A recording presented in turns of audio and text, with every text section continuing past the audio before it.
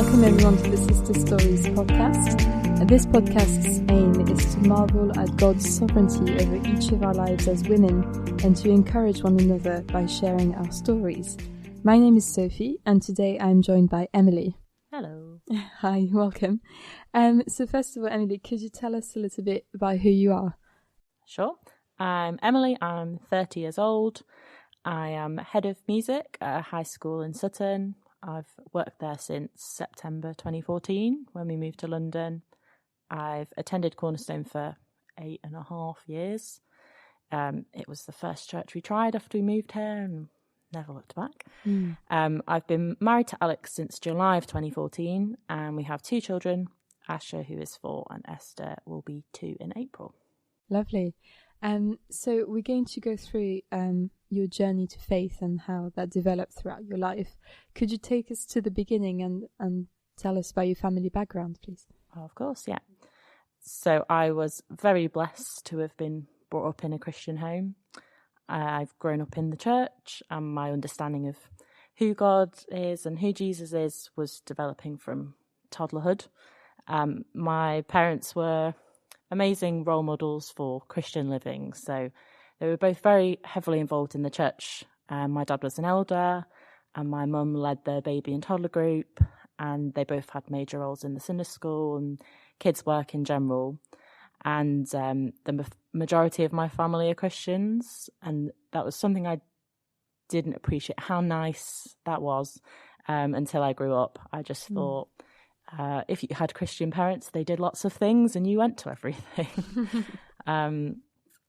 So I suppose I would have always considered myself a Christian, or I always knew who God was and what Jesus had done for me.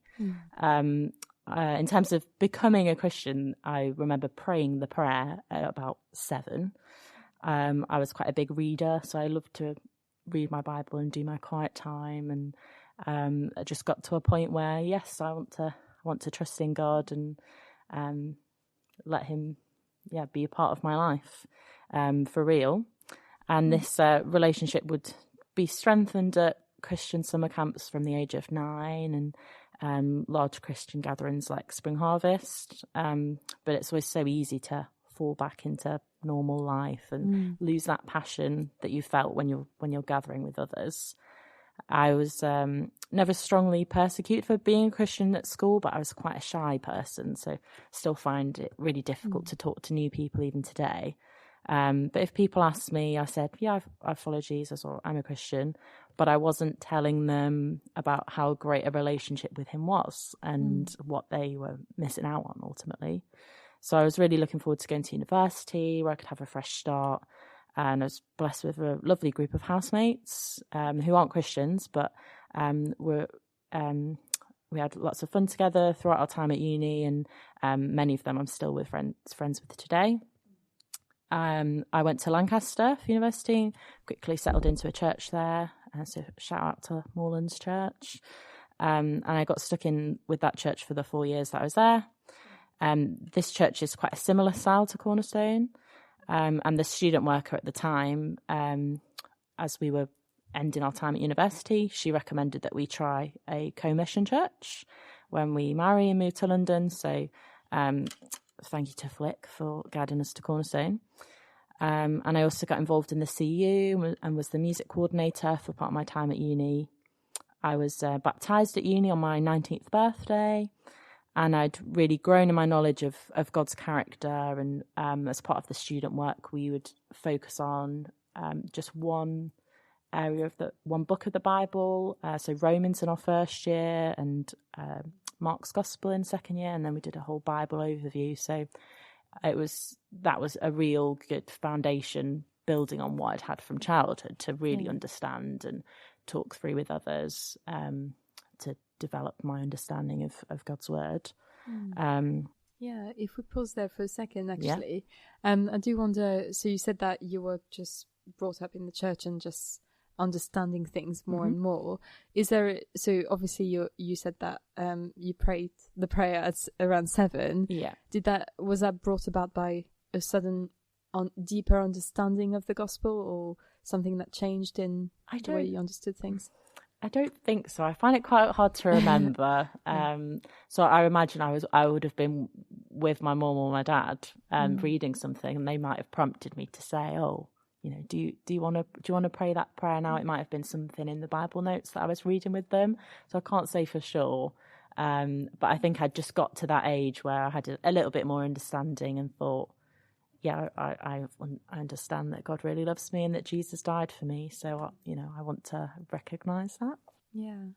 I think that's a strong testimony to, your parents, first of all, but also the church around you. Just, showing you how to live, but also practically what the gospel looks like, in a sense. Yeah. Okay, that's great. So how did you arrive in Kingston? How did that come about? Yeah, so after I'd been baptised, I then met Alex, and he wasn't living as a Christian at that time, so I wasn't really sure what to make of him.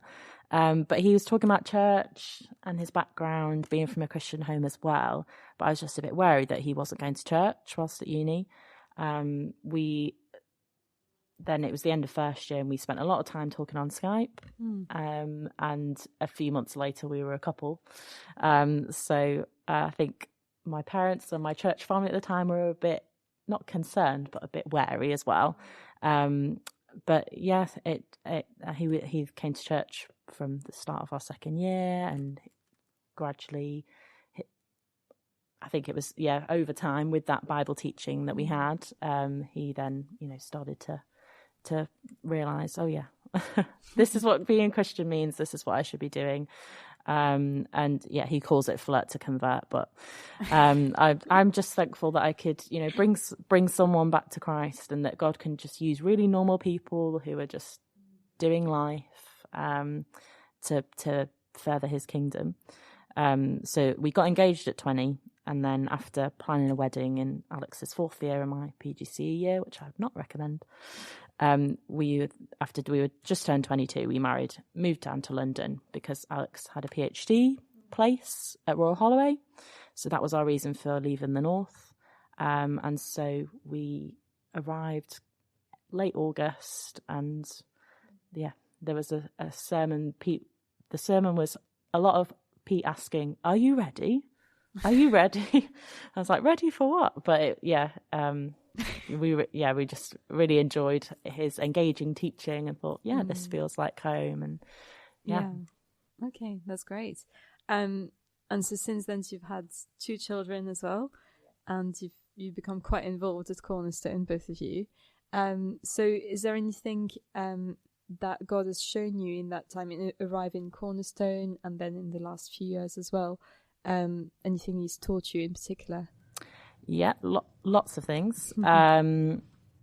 So becoming a mum, that was around 4 years into our marriage. So we'd had a bit of time to get to know each other, and marriage is definitely not easy. So I definitely learned more about how to be patient with another person, because obviously we'd not lived together before we got married. So that was a whole new thing. And adding kids into the mix, then you've got to learn that extra level of patience and thinking about each other's love languages. And actually, we are quite different. So what one way we like to show love, the other person doesn't necessarily appreciate that much. So I'm a big acts of service person, and Alex just needs a few words of encouragement. But that's not something I find as easy to do. So over time, we're getting better at that. And the kids have been a real joy. They make us feel very contented, even if we're having a challenging day. But the last year in particular has been quite tough in terms of just practical life things, because we've been trying to move house. So the biggest thing I've learned from the last year is just trusting in God's timing. So we hoped that it wouldn't have taken a whole year to move house, but there are some things that I cannot organise. I like to be in control, but ultimately we've got to put those things in God's hands. So it's been just over 2 weeks now that we moved, and I think a lot of times I've just felt very not a huge amount of despair, because ultimately there are far more things that are going on in this world that are way worse. But just thinking, oh, you know, why is this taking so long? Why is this happening? So it's been great to have, you know, my family and church family to just encourage you in those times, and just remembering that God is in control. And I can look back on it now thinking, yeah, totally. So yeah, it's hard to trust at the times when it feels the hardest, definitely. Life kind of takes over almost, and we just get so engrossed in other things that are not as important sometimes. Yeah, for sure. Right, okay. And in terms of your perhaps spiritual growth as you came to Cornerstone, and you said you really enjoyed the teaching and it was quite similar to your previous church, is there anything that struck you in particular in hearing the sermons or sitting under the words? Or I think I would always feel very challenged, and whoever was speaking, they were always getting straight to the point, and I like that whoever's preaching is not afraid to admit their own sin and things that we get wrong, because ultimately we are all sinful people, and it's just helpful to have that reminder, so that we can ultimately repent. And it just helps to have everybody we're all under God, we're all in the same position, really. And it's been good to have discussion time after the sermons recently with our new service format, because quite often you just get to the end of the sermon and you pray and then you've got to go get your kids. But actually it's been really helpful, those times when we have broken into groups and been able to talk things through, pray about things, just that you don't forget so quickly. I think that helps to keep those reminders. Nothing massively in particular, but it has been really good going through 1 Timothy lately. I'm excited for a Sunday sermon. I find it really interesting how the church has had such a big impact throughout your life, and just seeing these people around you, probably as a child and as a teenager, and as you said, you know, just going through that slow progression almost, of just understanding more and seeing people. I think, it's just a huge testament to youth work and all kinds of work that goes on into the church, doesn't it? I wonder how your friends, when you lived with these non-Christian friends at university, how they related to you in terms of you being a Christian and going to church and all of that in your life, and whether you've kept in touch with them as well. So all of my housemates would know that I would go to church, because I'd be like, right, I'm off, see you later. And it was really good in my second year, actually, because church was right around the corner, so I could literally walk there. A couple of my housemates came to my baptism, so they could hear my testimony, which was good. Sometimes we did RC, did like text for a toasty events and that kind of thing, and some of them would asking questions, and we'd go give them the toasty and try and answer that as best we could. And obviously Alex and I were together for 3 of the 4 years, so they could see us both going to church and getting involved in things. And I'm still in contact with the majority of people who I lived with, so it's good to keep those contacts, keep witnessing to them. And that's great. Okay, great. Now thinking more about, if you had some advice to give to perhaps a younger Christian, what would you share with them? I would say to get involved with everything that is on offer. So if you are part of Cornerstone, obviously there are so many things that people can be doing, and that's your best way of developing friendships with other people your age, and just getting to know other people in the church, whether you're a teen or a student, just going along to things and getting stuck in as much as possible. I think it's been good as a teen. I was in the music group from about, I don't know the age now, but I was quite young, and that was, you know, one way that I could start serving soon, and you develop that servant-hearted attitude of giving back to your congregation. And I think just, you know, going to camps and things, they are great. So just getting involved as much as possible, and depending on what stage of life you're at, just using your free time as wisely as you could. Like the media fast a couple of weeks ago was really great for that.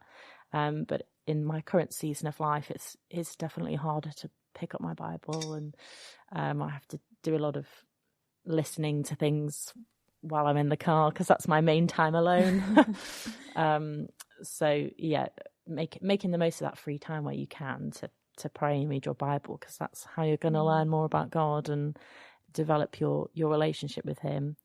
And I think for people who maybe aren't so young and maybe don't have so much free time, to just develop those relationships with other Christians where you can, so that you've got those moments where, if whatever you're going through, your suffering might only be quite minimal compared to what somebody else is going through, but it's, you know, it's all still suffering. So just having somebody that you can reach out to and say, actually, no, I'm not good, thanks. So actually, this day's been really rubbish, and how you've got that relationship that you've built with whoever it is, to be able to encourage one another and pray for each other. And that's the strength of the church, isn't it? That we can come together and be open and honest, like you were saying, even in the sermons, just having that from the pastors as well, of just being able to share life together in a more open way than you would outside almost. Yeah, that's great. I think it's really interesting how your testimony is just quite a strong witness for just church life, really, and how these little things how we take for granted, like sending your kids to Sunday school, or just the youth groups, or all these things that are around us all the time, actually having a much deeper impact than we can imagine. I think that's very encouraging. I'm sure that's really encouraging for your parents as well, to see that your family has been carrying on with the faith, and you know, that you've grown in that way as well. What would you say to parents as well in terms of, you know, bringing up children? Yeah, I think we do have really great teaching in our kids' work, our kids' program.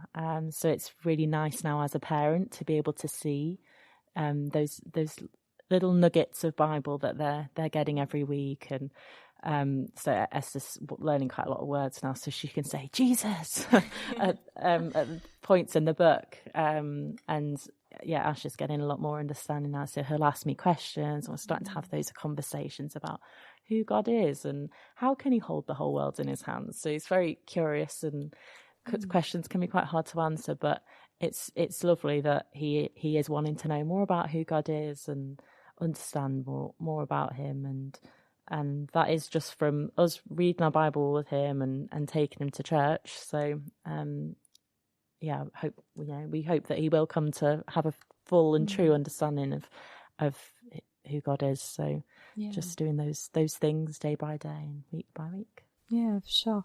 And we can definitely pray for them as well. Yeah, that's great. Thank you so much, Emily, for sharing your story with us. Thank you everyone for listening. That's all for this episode of Sister Stories, but join us again next time.